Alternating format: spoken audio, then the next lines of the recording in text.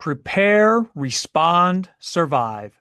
When seconds count, train with the best. Fire facilities, custom steel towers built for real-world fire training.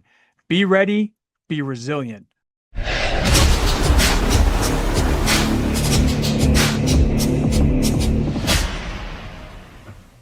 Well, hello. Welcome to the October edition of Fireground Strategies and other stuff from the street with Deputy Chief Anthony Avillo and retired Battalion Chief Jim Duffy.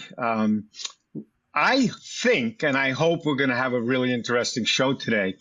Both Chief Avillo and myself are avid Yankee fans. Well, now he's into the hockey season, so baseball's over. Rangers won last night. Yeah. So after watching the series with the New York Yankees, and I know everybody listening to this show or watching this show isn't a Yankee fan, but we are. Yes, So watching some of the pressures on Boone managing the Yankees in several do or die games where you got to win to move on. It's like the biggest game of their lives. It seems like every 4 days. Unfortunately, or fortunately for the Toronto fans, the Blue Jays came out on top in the American League Division Series, but they came through in the series against the Red Sox, which I think is even a little more important to me, but that's a whole nother story. We're not going to go there. So what I was thinking about, and when Chief Avillo and I were talking the other day, was about the decision-making. What comes to those decisions, pulling pitches, changing pitches, stealing a base. After the last two do-or-die series, there are people, and I'll call them fans, weekly, bitching, you got to fire Boone, you got to fire Boone. Well, here's the deal. We started comparing it to being the incident commander on the fireground. Standing there, you have to make decisions. Do you think everybody, every firefighter and other chiefs on the fireground think you made the right decision? You know, our decisions are truly do or die decisions. And sometimes the stress or your instincts, because of past history, you make decisions the way you make them. And they're not always considered right. And they may not always be right. But no fireground ever goes perfect, just like no baseball game ever goes perfect. Chief Avillo, your thoughts on this? That's what I was trying to figure out what we were talking about. And you're right. It was about, Boone and the decisions he has to make. And quite honestly, I'm a little tired of Boone, but I get that. I think he takes pitchers out too early. I think Cashman's the one that might have to go. But yeah, like he's looking at things. He knows the tendencies. It's almost like they've, they're continually sizing up. They obviously did extensive pre-fire planning of the Toronto Blue Jays and what would work best in this situation, what would work best in that. His decisions, I guess, are based on the things that, the other coaches who are probably bigger, have more experience, say, in pitching, have more experience in moving the outfield around and all that sort of thing. It's almost like your division commanders in a way who are, in places that you don't see and have a different perspective than you have as the IC, but is also adding to the whole information ball that is required to run a fireground, or a baseball game. I mean, the same in football as well, and every other sport. But and sometimes the players don't understand.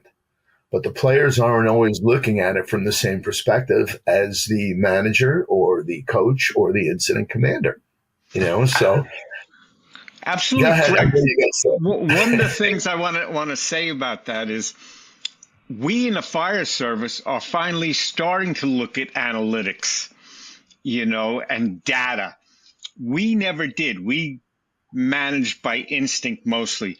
What I see that's happening in baseball, and I'm going to be specific with Boone, he's relying too much on analytics. Look at the game. Look what's going on. Look at Cam when they did that last game against the Red Sox. He was hot. He could have finished that game thrown. Yeah. He needed 2 more outs. But we on a Fireground, I think sometimes don't depend enough on analytics. Like, look at this building. It's been renovated. But while we fought fires in buildings like this before, we could go at it a little longer. Sometimes I think, especially in our studying, like pre-fire planning, like we were talking about in our last show, how important all that is. What's going on? What's happening in this building? What's changed? If your firehouse, you're driving through an area where they're doing a lot of renovations, go in and take a look. We have scouts on the baseball teams going out looking, like you said, with Toronto Blue Jays and Boston. I think we could use a little more of that, and I think Major League Baseball could use a little less. Trust your people. We have to trust our people. But in order to trust our people, we have to know our people. I know you've had good captains and bad captains. And I won't say bad, but less than good captains. How much do you let one captain go and not another captain? You have to know that. You have to know your players. Yeah, you have to. Some players will have, what I would refer to as sort of money in the bank, and they've proven themselves on the Fireground. They've proven themselves off the Fireground.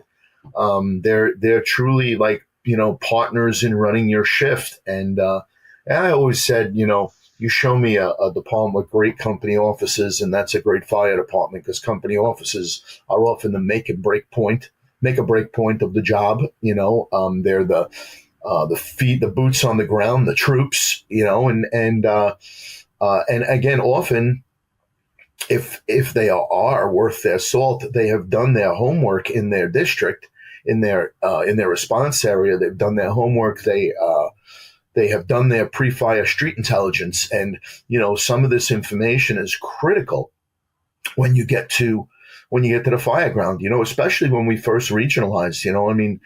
I was a battalion at the time, and in the 1st Battalion, I was covering North Bergen, Union City, and Weehawken. Now, Weehawken I knew, North Bergen I grew up in, and Union City until I was 9. But I didn't know all these buildings. I didn't know these things, so I relied a lot on the company officers that I had. And then as a deputy, now you're in charge of fires in 5 cities, which, have, up to 80,000 people a square mile. And you don't know everything. So we relied very heavily on those. And I imagine, especially in a bigger department, and we're not a huge department, we have a huge population base, but I could see in, places like, New York City and Boston and Houston and places like that, you have to rely as a chief officer on, and especially the deputy too, on your company officers to be sort of the experts in their area. I remember, especially early on in the regionalization, I had some great captains, and that was the beauty of the regionalization. You had the best of the best. In New Jersey, we are civil service. And so you had all of the guys, on your own department, you had, number 1, 2, 3, 4, 5, 6. But once we regionalized, you had 5, take Guttenberg out of the equation because they were not civil service. They had some firefighters, but the other 4 towns, you had 4 number 1s, 4 number 2s, 4 number 3s across the board as captains, battalions, deputies. And these guys were at the top of their game, So if you were lucky, you had these guys on your shift, and these guys were the ones that would say, hey, let's take a look at this building. Or, we would get an alarm activation. They'd give you information. I'd say, hey, you see that building right there? Okay, that building has, this and this and that. And we've had big problems in this building. And so you start to learn the area, but, you always, I think it was really important at that time for us to rely on the area experts. And I think that that's a great piece of information. But switching it back to what you were talking about, once you have that information, you're learning, you can make a better decision. Um, and sometimes those decisions might go sort of against the thought process of the people that actually even gave you that information. But you're seeing more on the outside of the building than they're seeing on the inside of the building. And we'll talk about that in a little bit. But yeah, I think you have to use your officers. You have to rely on them. And yeah. Yeah, what? And every one of your company officers has special skills. Mm-hmm. Some guys are really aggressive, but intelligently aggressive. Mm-hmm. And you can trust them and you can lengthen your leash on them. And then you have other officers that are timid at fires.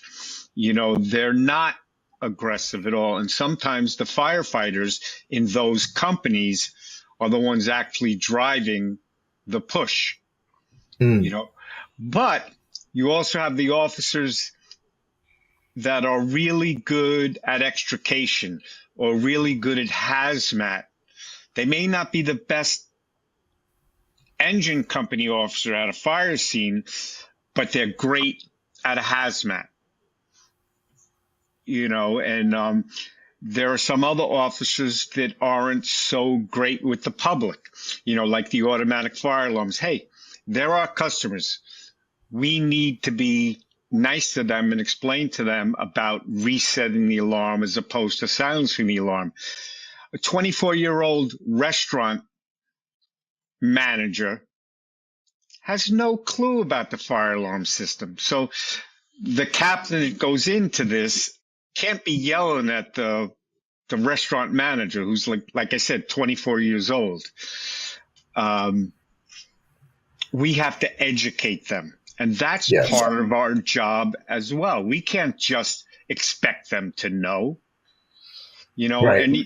and in mid-rises like you have all over North Hudson, if they have an alarm system, every building has a different alarm system and that's been put in over the years or not put in. Right.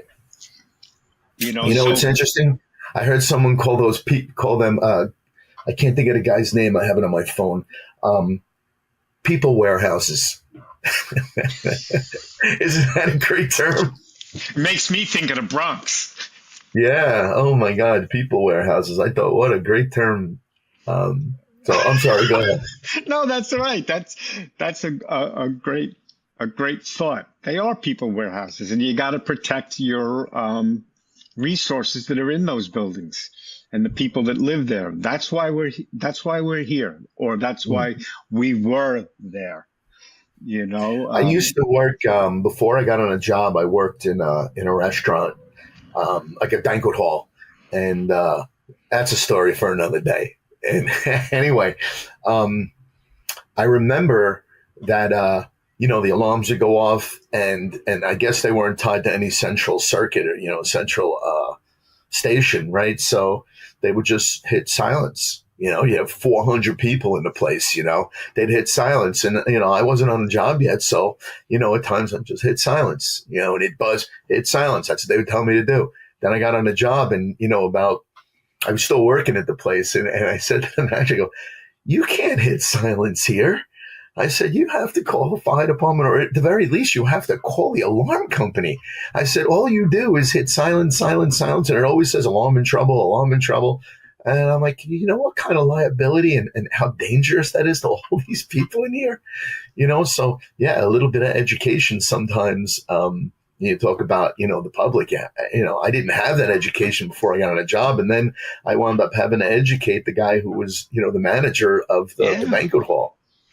I said, you got to call. You got to call somebody to fix this thing. The other side of that is people reset the alarm. They'll call the fire department and silence the alarm. That's okay. You can come and read the panel and troubleshoot it to either the detector or the area of the building where the problem is.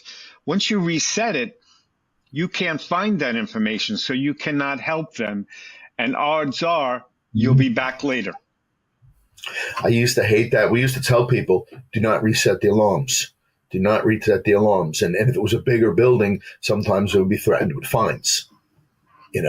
Don't reset the alarms. And especially in the, you have to educate the people that work in the building too. Yes. When they would take the keys and take the elevators up to where they thought the fire flow was before we arrived. And now we don't have control of the elevators. They go in there with a cop. Let's go to the, it's on the 8th floor. Let's go to the 8th floor. And listen, more than one time we had to, pull people out of there with bad smoke inhalation, because they did just that. They didn't know. They had no idea, Absolutely. But you're right. Boone is like the incident commander who they say, why are they pulling us out of here? Right. We got this. We got this. Why are we walking Judge? Go to the other side. Why are we putting him on base? Because they're afraid of him. But now the next batter hits a home run, and you gave them a free run. And the same with us. Do we add another line? Do we hit it with? Do we get a bigger line? Do we call another alarm, or the relief pitcher, or as you say, the reserve troops? If we don't have any reserve troops, that's your call as the incident commander. Do we have backup companies? In smaller departments, especially like mine, if there's nobody standing behind you, it's going to take a really long time to get more reserve troops there. But the people that are in there working, they're going to be running out of air real soon, and we're going to have to pull them out.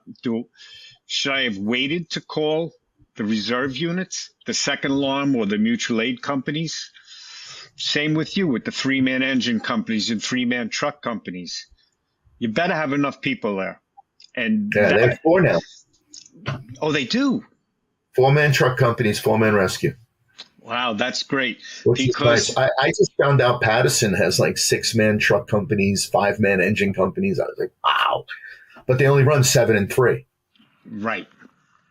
So they can get away with something like that, but that's great. That's but it's really the same good. Number of manpower as you call in another truck. Yes, but it all gets there at one time.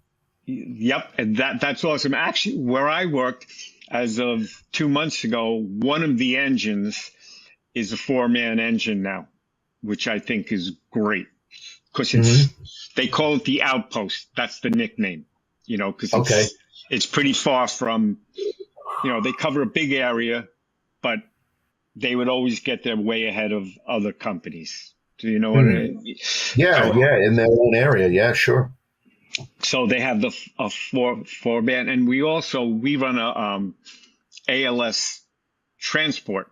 Our medics are on the engines, and the ambulance is EMT. So sometimes they'll actually pull the medic off an engine. So the 4-man engine will now be a 3-man engine until they get back from the hospital. So you're robbing Peter to pay Paul, but putting the extra man on helps prevent it being a 2-man engine showing up at a structure fire initially. Yeah, exactly. And there would be times when you talk about the tactical reserve, that maybe the tactical reserve now is my best guys, because it wasn't the fire's not in their first alarm district, so they show up as their best. Now they're chomping at the bit, Of course they are. Of course, but so you have to make a decision on: do I use them to stretch a line into the exposure, or a 2.5 between the exposures, or do I send them in to relieve the guys in the attack line, because I know that they're going to make a much harder push than the guys that are on there initially. Like, so those are decisions that have to be made, and then sometimes they're not that popular, those decisions, and but everybody's required to follow orders. Yeah, and I'm just thinking of one particular incident, and And see, it's, I knew you had something right there, so but I knew you'd nothing. think. But engine companies arrive pretty much at the same time in bigger cities. Now, the one that's on the card as the second due engine arrives the same time as the first due engine, and some BCs or incident commanders will send in the one that would be second due, and that would certainly piss off the first due. Mm-hmm. But because the chief trusts that officer more than the officer on the first due engine, Right. or Oh, exactly. it's a covering officer on the first due engine, even though they got there at Mm-hmm. the same time. Historically, if it's their first due district, they would kind of get the job. Right. Well, that's why we made up engine companies. No fights. No fights. But sometimes, if you have the first two engines, you have a not quite as aggressive engine and an aggressive engine. You'll see that aggressive captain like dragging everybody in. Let's go, let's go, let's go, let's go. And these guys, they don't want to be seen as as less than, but you can always But tell who the guys are straggling at the back of the line. These absolutely, they'd rather push the line in than be on the push. yes, So well, that's good. And then sometimes the third engine, if it's a fire on the third or fourth floor, that may be the best engine you got. And now, they don't want to be the ones in the back pushing the line up from, so absolutely. eventually that company winds up at the nozzle somehow. I don't know. But that also goes back to what we started this conversation with, that you need to know your people to make those decisions. Yeah. And then going to the next thing we were talking about was the four-man truck companies or four-man engine companies. That's not the IC's call. That's the general manager's call, chief of department, commissions, whatever you have in your district. It may be the mayor because of budget reasons. But that's not your decision as the incident commander. Someone like you talking about Cashman for the Yankees, he's making decisions that will ultimately decide what's going to go on in the game, just like it'll be ultimately what's going on the fireground. So, but back to the IC, he has to realize he's only getting three-man engine companies, that he needs to have an extra engine on this scene or not. Well, if I only have three men and it's a 8-story building and it's no standpipes, you better have enough engines there because they're not coming on each piece. Right. Can I ask you something? No. Okay. What's the name what's the name of the guy who runs the city? Like, who's in charge of the city? He's elected. What do they call that guy? Begins with an M. The mayor. All right. Before you said the mayor, now to me it's the mayor. Okay. There's the difference. The mayor. Yeah, well, I've learned living in Connecticut. They want me to speak the Queen's. They don't want me to speak the Queen's English anymore. They want me to speak. Was the guy a horse? The mayor? He's a horse. So, it's interesting how you talk about, like, everybody's got their perspective, and that's another issue that you have to be thinking about. Not only if you're a fan or you're out in the field, but also if you're one of the guys in the field, inside the building. When the IC pulls everybody out, I often talk about this in the classes I do, and I talk about perspective. I talk about the fires that we had, and we had this fire in this apartment building one time, and it was in the cock loft, but we had responded for a smoking outlet on the third floor. The fire started in the cock loft with the cell phone equipment, and it was I guess it was so intense in the cock loft and I guess it wasn't, there was no fire. It was just heated gases that they were pushing down. There's a 5-story building. They were pushing down to the 3rd floor. And when they opened the outlet, the smoke poured out of the outlet, and they noticed that it was smoke coming out of the light fixtures and out of the door frames because it was pushing down.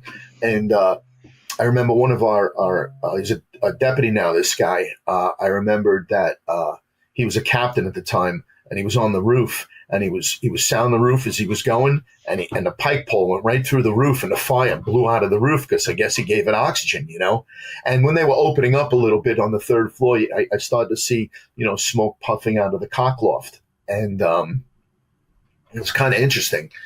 But we were in there for almost an hour trying to stop this fire, and we just couldn't stop it, you know. I'm like, listen, we went to 5 alarms there, or 6 alarms. We had a lot of guys, but we eventually, the fire just it was just too much fire, you know. And I could see them hitting fire on the top floor, you know, like when you open the roof and then you see the line hitting the fire in a cock loft and it's shooting through the roof opening.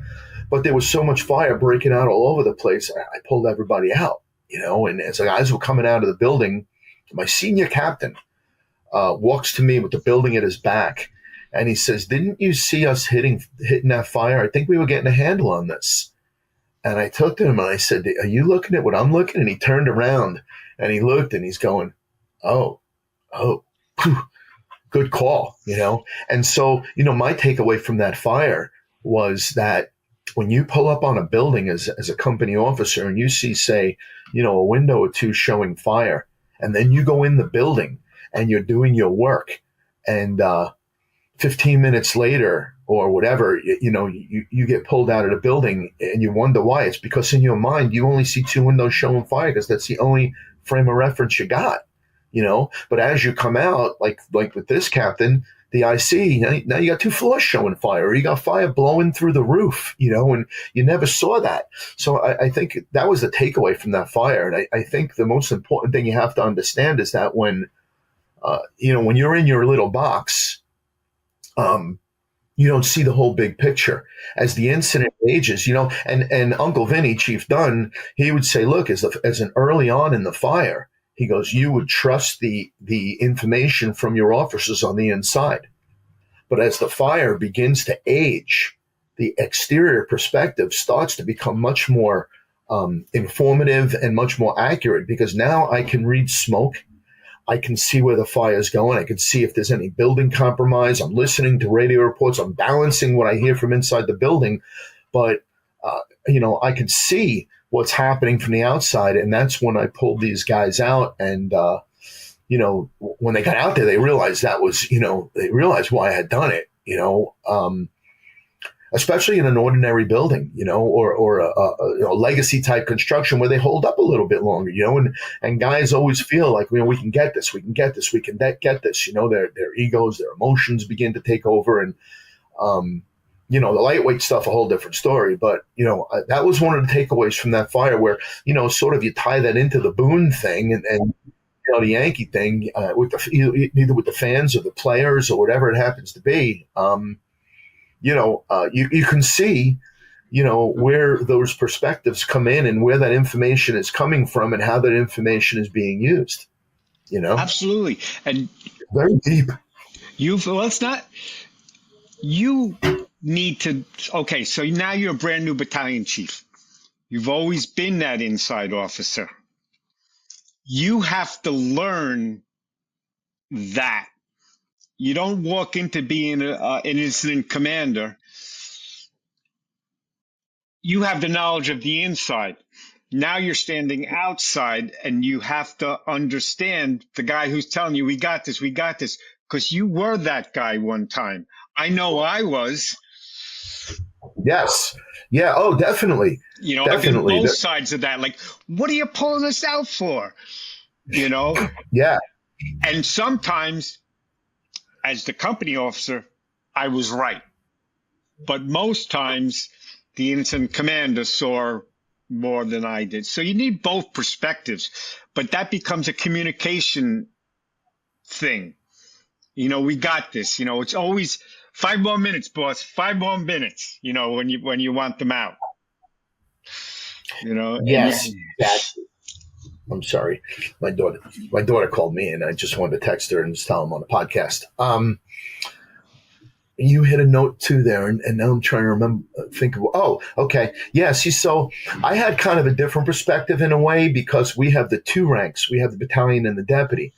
By the time I got to be a deputy, I understood a lot more about the information, right? And as a battalion, I never was at the command post as long as, say, the deputy would be, because he'd get on the scene and then I'd be gearing up and going in, So while I did learn a little bit from it. I have to stop you right there. You'll be gearing up and going in? You mean you were on scene and not geared up? Well, I'd be packing up. How about that? I'd be packing up. I thought I caught you. You did. You did. You sort of did. You sort of did. My phrasing was wrong. But by the way, all right, before I get back into that, I wanted to compliment you on that beautiful haircut you have right now. Your hair looks immaculate. Look at that. Look at that. You got the Brill cream going. Yeah, but look at me. Look at the mess I am. I'm going to get a haircut right after this. I got a wedding this weekend. That's why this looks this way. Yeah. But, that's kind of the difference where I think when you become a deputy, you've had all that experience as a battalion, which helps you with those perspective issues. Correct. But when you go right from company officer to incident commander, and you're going to be there as incident commander, there's nobody else coming. That's where, the sort of the learning curve, has to be pretty short, because now you get, you get the guys that could be nervous, which means that they're a little more paranoid and they may pull guys out earlier, or guys that were really, you get the guys that were in great company officers, but some great company officers, and now they're battalion chiefs. So they might have been more on the timid side. But then you get guys that were complete lunatics as company officers that, damn the torpedoes, we only know one way, and that's to go straight in, right? So now that guy's a battalion chief. And so you get the timid guy who may pull guys out too prematurely, and you get the other guy who may leave them in too long, so I think, there's a big, big learning curve there. And some guys are better as chief officers than they were as company officers. Absolutely. And vice versa. And vice versa. The best firefighter doesn't necessarily make the best company officer. The best company officer doesn't make the best battalion chief. And certainly the best battalion chief does not make the best chief of department. They're all different skill sets. When you go for chief of department, in most departments, you guys have a director. But, there's that budget stuff, the politician stuff up at the chief officers level. But in the company officers level, and then you also have the battalion chiefs or incident commanders that are micromanagers. I want you to take the 1.5 inches. I want you to go through this door. I want you to, that telling you, you know what? If you train them correctly and you have good officers, let them do their job. You don't have to tell them where that first line has to go in a private dwelling fire or a multiple dwelling. Well, the front door is the easiest access in most cases, unless there's something very unusual going on. The incident commander doesn't have to tell them where that goes. No, it's important it's important the IC stays at the strategic level. Strategic tactical task, right? The company officers are at the task level. For me, the battalions were at the tactical level. That's the problem when you have company officers and battalions and nobody else, because you have strategic and now they have to be tactical and task at the same time, or tactical and strategic. Like there's sort of that meshing of gears in the middle sometimes, and sometimes those gears get out of whack, But the same thing happens when you have the three, with the tactical, the task, and the strategic. But one thing the IC has to remember, and this sometimes is hard for a guy that was a company officer last week and now he's an incident commander, is, stay at the strategic level. There are times when you may have to drop to the task level, like you see, you're the only guy in the street and you see the line going under the car tire, so you got to go and pull the line out, but as quickly as you can, you have to get back to the strategic level because that's what your job is now, and that's what they're expecting you to do. Yep. You know, so it's kind of interesting. Yep. I hear the dog chewing on something. I hope he's not chewing on like the bedpost or something. We got a 7-month-old puppy now, a Portuguese water dog, and he's absolutely out of his mind. Yeah, well, it's the breed. Yes. Yeah, but he's always got a toy in his mouth, and I just hope he doesn't have something in his mouth that he shouldn't have in his mouth. I can hear him, but I can't see him. Yeah. So anyway, go ahead. But again, I have to go back to the company officers in house level tasks, the soft environment, as you would call it, not the fireground. Sometimes, as your shift commander, you're removed further away from the troops. I mean, you have lunch with them, you talk to them, go to some training with them. But sometimes you'll see things that need some discipline. You need some things that need discipline or need to be corrected. And sometimes, most of the time, that should all be left up to the company officer. The company officer is closer, can get directly to the problem quicker, correct it without discipline. But seeing it from afar in my little corner office or not in the day room, I am not as aware of what's going on. Oh, this guy's been having some troubles at home. That kind of stuff. He sees that where you being removed either in a different house or just in a different room in the building every day. The company officer is going to be closer to that and will help correct that problem without it becoming a working fire. While it's still in the incipient stage, as my friend Deputy Chief Avillo would say. They're better at it. But what you have to be careful of is sometimes they overlook things because of how close they are. So it's kind of a balance. They're closer so they can handle it easier, but they're also closer that they may be overlooking something because of the day-to-day friendship. Yeah, and just the relationships, right? So here's the question.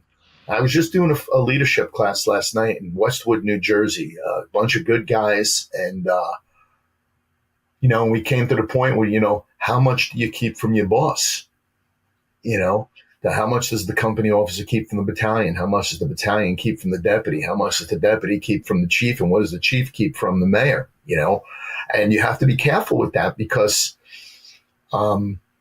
there are times that something you keep in house, so to speak, has already gotten out of house and you don't even know about it. And now it's coming in this direction, like Bullwinkle and a snowball.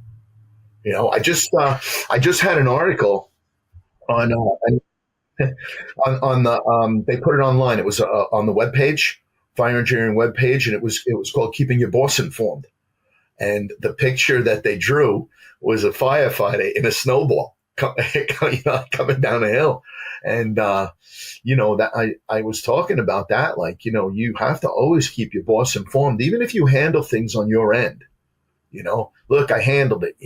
That's fine, but you know what? Let me know. Because, especially if it has something to do with the public or not inside the firehouse itself, you got to let me know. I always like to know everything. Look, if you handle it, great. But, I don't want to hear it from up there.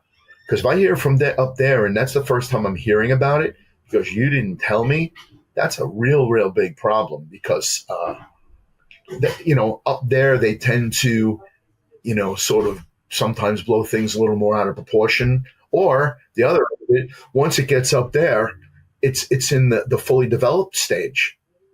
You handle it the incipient stage, but you didn't realize the tentacles that might be flowing out of this thing. Now, maybe you told me you handled it, which is good because now I can say, yes, I'm aware of this, blah, blah, blah, blah, blah. Or if you don't tell me, now I'm getting sort of, I'm getting hit with the snowball first, and before you get hit with it, which is, you're still going to get hit with it.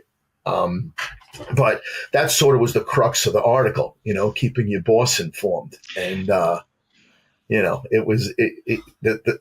why I was making the snowball analogy. Absolutely. And it's especially true with the personnel issues, and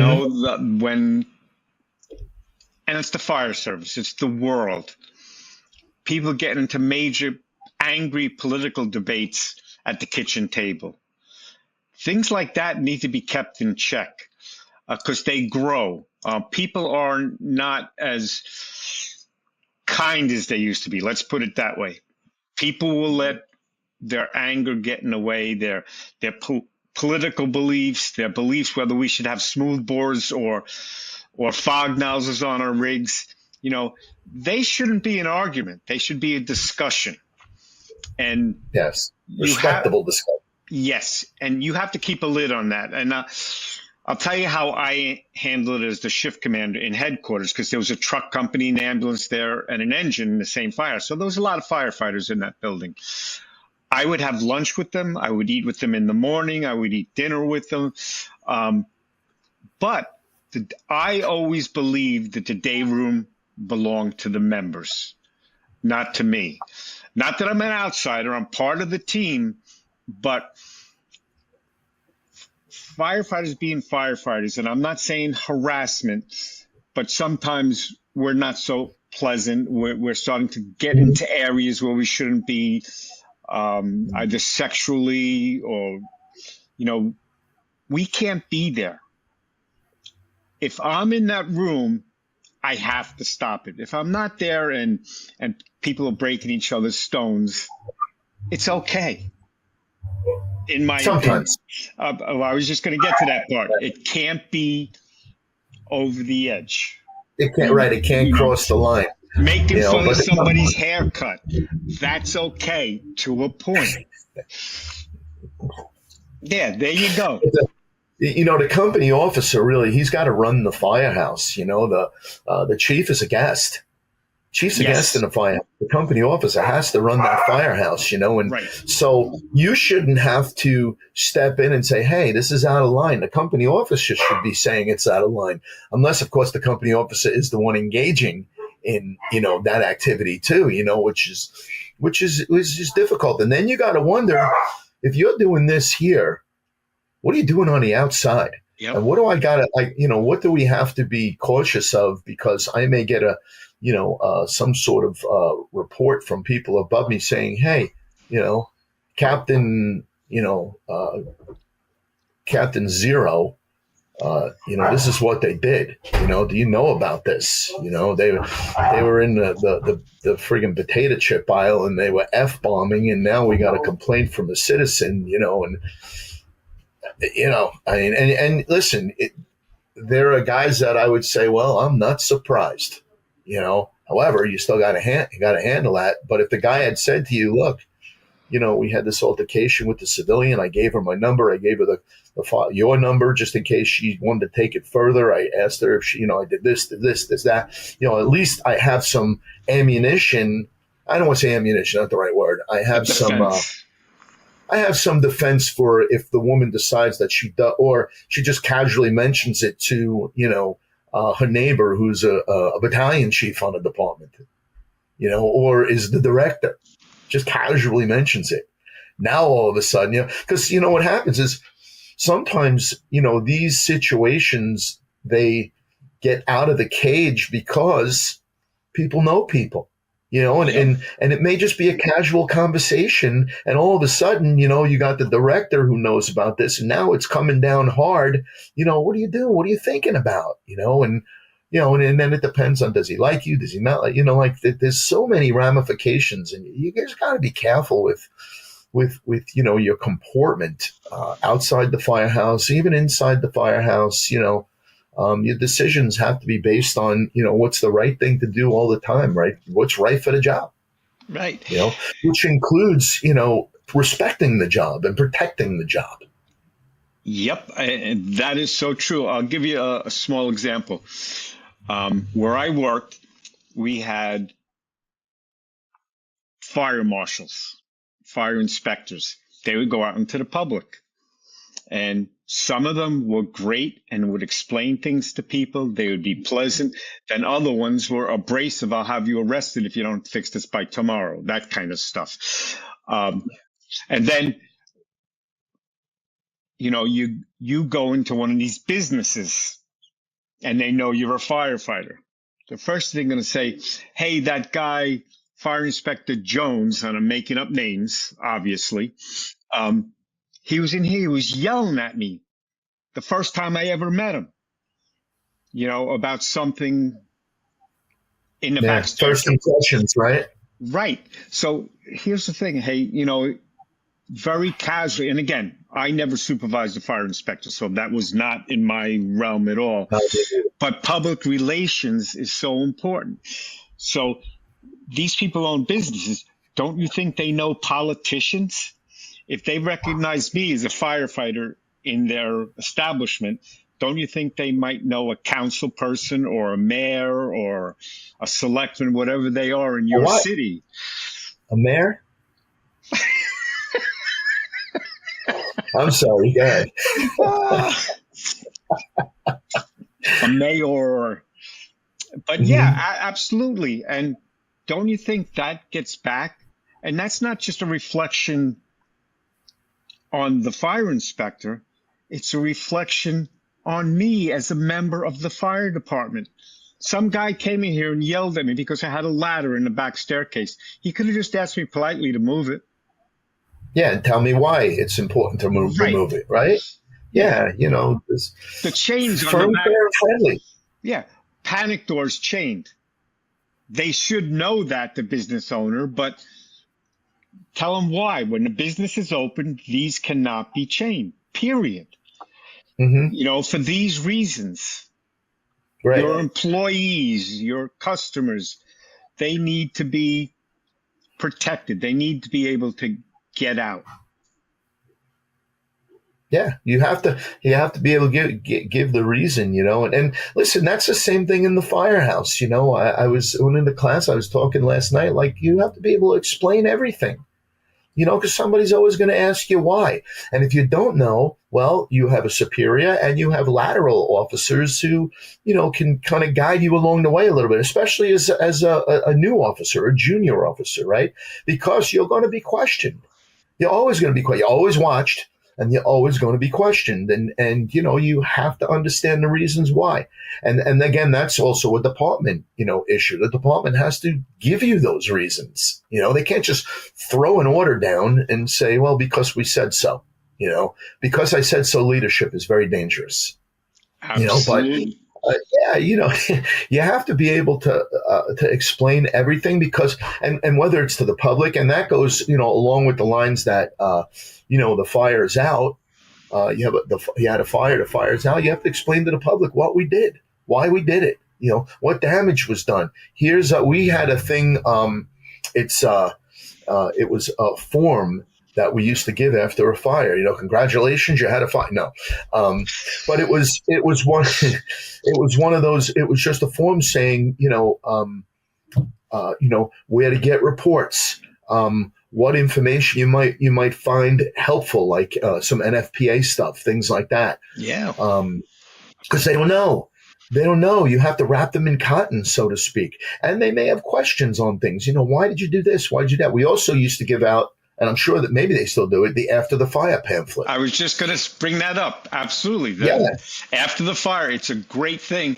And what you're doing, you add that to the back. A one-page thing where to get, here's the number to get a fire report. Here's the number, blah, blah, blah, blah. And just add that to the back because we always kept them in a command car, those pamphlets. Yeah. And they're free. And they're in every language. We gave out a lot more Spanish ones than we did English ones. Yeah. Because of the people that live there. Now up there, God, I don't know what languages they're speaking up there. That area is such a melting pot now. There are so many certainly different nationalities up there, and I'm imagining that the United States Fire Administration does have them in tons of different languages. The only ones I ever saw were English and Spanish, but I'm imagining they must be in tons of different languages. Yep. But Absolutely. they're good. They're good resources for the why. Yep. Good resources for the why. Yeah, and you know what? Going back to the baseball analogy, there are some decisions, like you said, Cashman, that are being made. There were many times my people would think that I didn't fight for them. Well, I would fight for them behind closed doors. We need this, we need that, we need that kind of stuff. But I never came back after the decision was made and the chief said, this is how we're going to do it. I appreciate your thoughts, but we're still going to do it the way I originally. My job is to go sell it to the men, tell them that, but I can't go down there MFing my boss, my chief, saying, yeah, he's a jerk. We shouldn't have to do this. I know this is what we have to do, but it's bullshit. You got to go into this is why we're doing this is what we're doing. These are the chief's reasons, and this is the way we're going to do this operation. How we're going to respond to medicals. How we're going to, deploy the ladder first instead of the engine first. Whatever the policy may be that you didn't agree with, you can't go down there and bash the chief. You can't No. do that. And on the Fireground, there are times you don't have time to explain why we're doing no, this. absolutely not. Yeah, listen, you just follow friggin' orders. Don't ask me why at this time. Like when I have time, I'll explain it to you. I'll explain it in the post-incident evaluation when we do that. I'll have all that information from you, or we could talk after the fire.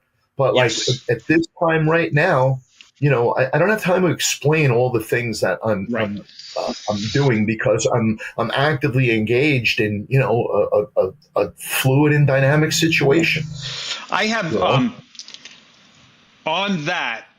If you're the company officer and you have some information that kind of may put that order back, say, hey, by the way, there's a hole in the floor behind that door that you wanted us to use. Whatever the case may be, if you have information that's dangerous, you need to be able to share that. You can't just shut the company officer down because they can see what's going on inside. But if it's just like, well, this is not how we always do it, that's not a valid thing that you need a discussion. Go do it, and then we'll talk about it.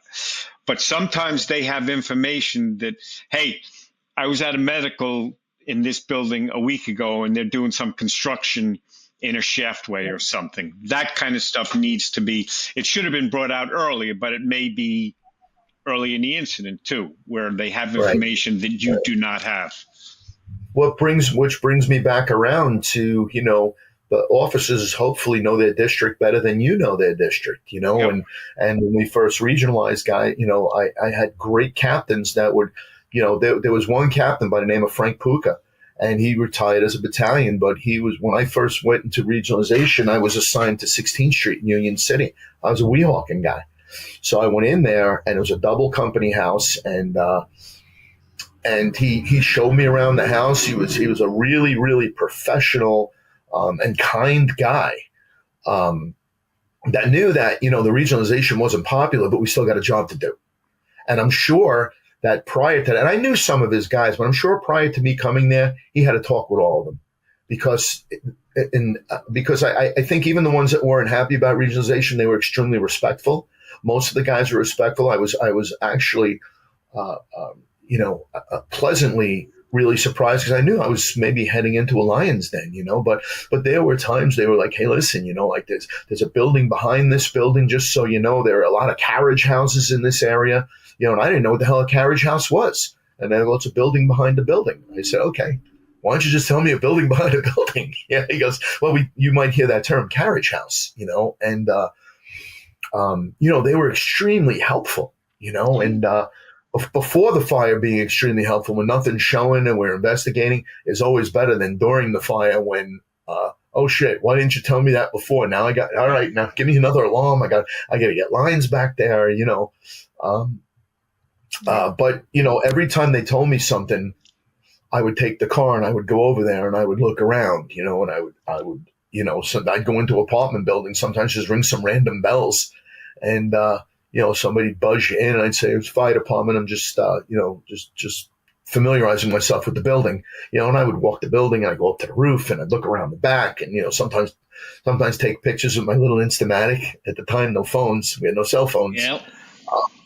But I always tried to follow up on the information that was given to me by these guys, and they were great. They were great for the most part. Everybody was extremely cooperative, more so than I had the right to expect. That's great. That's what the same thing is true in a small department like mine. When someone gets promoted, they usually transfer to another shift, and I think that's in most departments. It's the best idea. Ours too.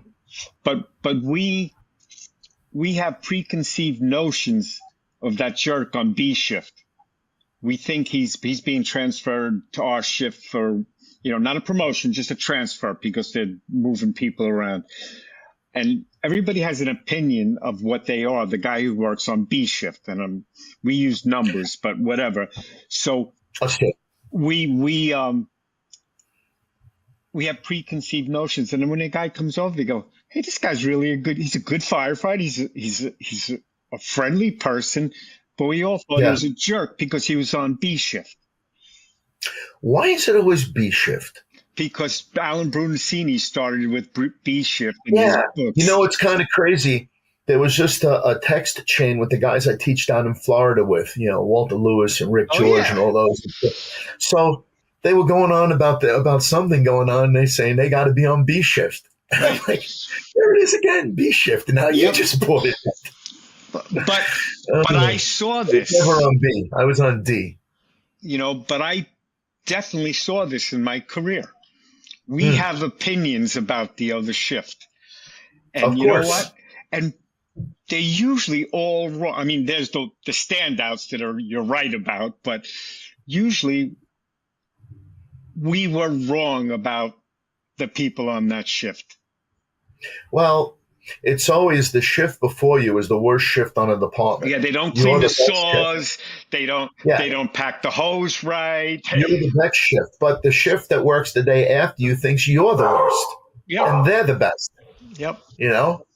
It's just the way it goes. It's it's the beauty of the fire department. It's what makes us who we are. Yeah. So anyway, the whole purpose of this discussion today is decision making. Where do you get the information? What makes you decide to make certain decisions? We'll go back to Boone. He's been in baseball a long time. He has a lot of experience. We'll leave that there. But he makes his decision based on past experiences in many cases. But sometimes he uses analytics. And I think sometimes we can do that too. But we can also not use analytics enough. I was not as cerebral as you in making my decisions. I made a lot of my decisions on the fire ground instinctually. Yes, information is important, but there are things that you feel. You know what? I should pull a plug on this. And someone's going to say, why?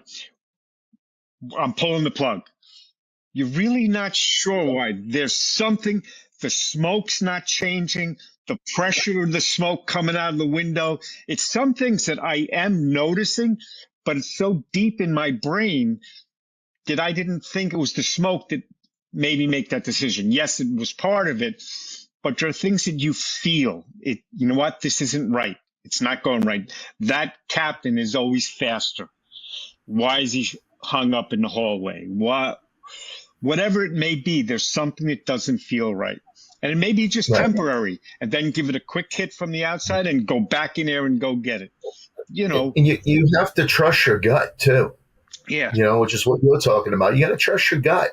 And sometimes your gut is going to cause you to make some of those decisions, whether it's based on, recognition prime decision making or, and usually that's what it's based on. Your gut is your RPD. It's your RPD. It's your gut. My gut feeling is this. Why? Because, blah, blah, blah, I seen, I heard, whatever it happens to be, Even if it's but not conscious, it's happening.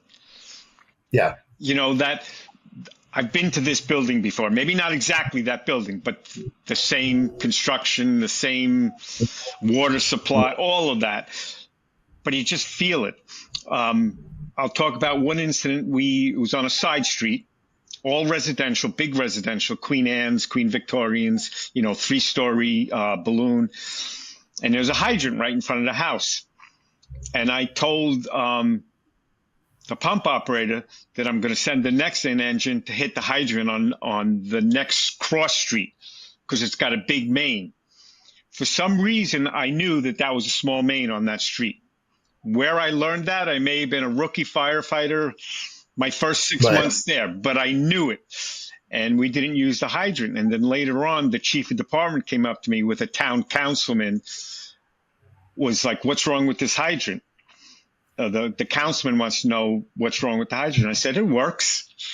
We just didn't use it. I could lay a 5-inch down to the next corner, 500 feet away, and it's triple the size main." And I knew that this fire was on arrival in my mind. I said, "We're going defensive here eventually."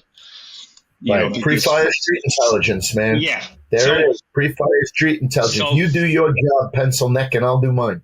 Well, I actually had the pump operator open the hydrant in front of and the councilman loved us. He was one of the councilmen who loved the fire department. He was just curious because a neighbor asked him, and he's doing his job as a councilman. I had the pump operator take the cap off and open the hydrant. It worked, thank God. Yeah. But anyway, we make our decisions based on a lot of things, much like a baseball manager or a football coach. Unfortunately, some of those decisions are made above us that we can't change or fix. How we pack our hose, certain things, what nozzles we use. Like I have debates in my class about smoothbore fog nozzles. It's not your call. The department decided that this is what your lines are going to have on it.